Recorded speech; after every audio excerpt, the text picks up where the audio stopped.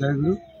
এখন আমি আছি আজকে সেপ্টেম্বরের 20 তারিখ 2024 সাল। এই মুহূর্তে আমি আছি ডাকবাংলা তেঁতুলিয়া ডাকবাংলা, যেটা এই জেলা পরিষদ। এখানে দাঁড়িয়ে একটা আয়াতের বিশ্লেষণ করতে চাচ্ছি। আল্লাহ রাব্বুল আলামিন সূরা আল ফাতের 23 নম্বর আয়াতে বলল যে প্রাচীনকাল থেকে যে সুন্নত চলে আসছে এটা তোমরা পরিবর্তন করবে।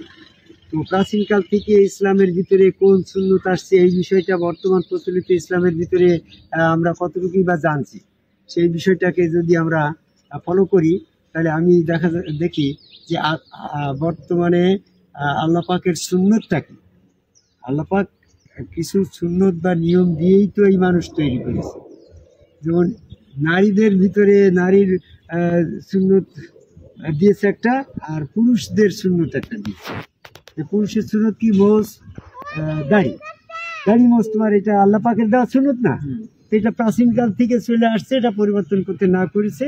আদম আলাইহিস সালামের বেহেশতের ভিতরে যখন অবস্থান করছে তখন তার চুল দাড়ি মোষ যেমন ছিল তেমন ছিল। অনেকে বলে যে বেহেশতের ভিতরে ছিল না।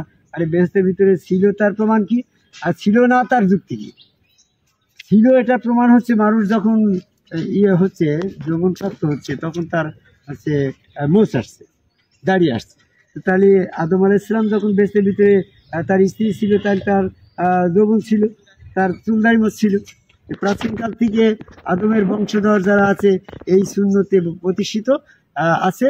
এখন আল্লাহ রাব্বুল আলামিন আমাদের নবী মুহাম্মদ সাল্লাল্লাহু আলাইহি ওয়াসাল্লামকে জানিয়ে দিল প্রাচীনকাল থেকে যে সুন্নত চলে আসছে এটা তোমরা পরিবর্তন করো না। সূরা আল ফাতের 23 নম্বর আয়াত। আজকে বর্তমানের ইসলাম মোষ কেটে ফেলছে, চুল ছোট করে ফেলছে, তার আল্লাহ পাকের দেওয়া সুন্নতকে পরিবর্তন করে ফেলছে। তো একটা আয়াত যদি আল্লাহ পাকের উদ্দেশ্য, আল্লাহর একটা আয়াতের উদ্দেশ্য যদি ব্যর্থ করে তার জন্য কঠিন শাস্তি জাহান্নাম। সূরা হজের 51 নম্বর আয়াত। তাহলে আল্লাহ বলল চুলদারি মোষ এই আল্লাহর দেওয়া সুন্নত, এটা পরিবর্তন করা যাবে না। আজকে যারা আমরা মোষ ছোট করে দাড়ি লম্বা করছি, চুল ছোট করে ফেলছি, আল্লাহ পাকের দেওয়া সুন্নত চুল দাড়ি মোষের পরিবর্তন করে আমরা সূরা আল ফাতের 23 নম্বর আয়াতের ব্যর্থতা নিয়ে আসছি, উদ্দেশ্য ব্যর্থ হচ্ছে, এদের জন্য কঠিন শাস্তি জাহান্নাম। তারপরও সূরা বনী ইসরাঈলের ৭৭ নম্বর আয়াতে বলছে পূর্বের রাসূলের ক্ষেত্রে যে সুন্নত ছিল মুহাম্মদ সাল্লাল্লাহু আলাইহি ওয়াসাল্লামের ক্ষেত্রে একই সুন্নত, লা তাবদীলা সুন্নাতাল্লাহ।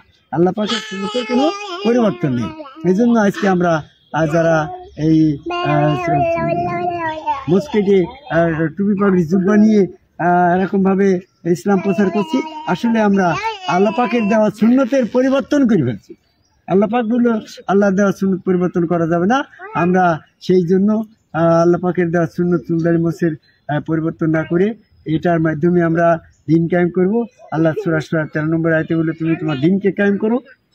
দিন কায়েম করতে হলে আল্লাহর দিন কায়েম করতে হবে, আর আল্লাহর দিন কায়েম করতে হলে আল্লাহর সুন্নত প্রতিষ্ঠিত করতে হবে, আর আল্লাহর সুন্নত প্রতিষ্ঠিত করতে হলে কোরআনের সমস্ত আয়াত পালনের মাধ্যমে চুলদারি মোষ অবিকল রেখেই আমার দিন কায়েমের মাধ্যমে আল্লাহ পাকের সুন্নত অপরিবর্তিত রেখে আল্লাহ সুন্নত মেনে চলার দরকার। এই ক্ষেত্রে আমি পৃথিবীর সকল মানুষকে যারা ইসলাম কোরআন মোতাবেক বলা পছন্দ করি তারা যেন চুলদারি মোষ না কেটে আমরা আল্লাহ পাকের কোরআনের সূরা আল ফাতের 23 নম্বর আয়াত মোতাবেক আল্লাহ পাকের সুন্নতের পরিবর্তন না করা আহ্বান করে আমার কথা শেষ করি। জয় গুরু।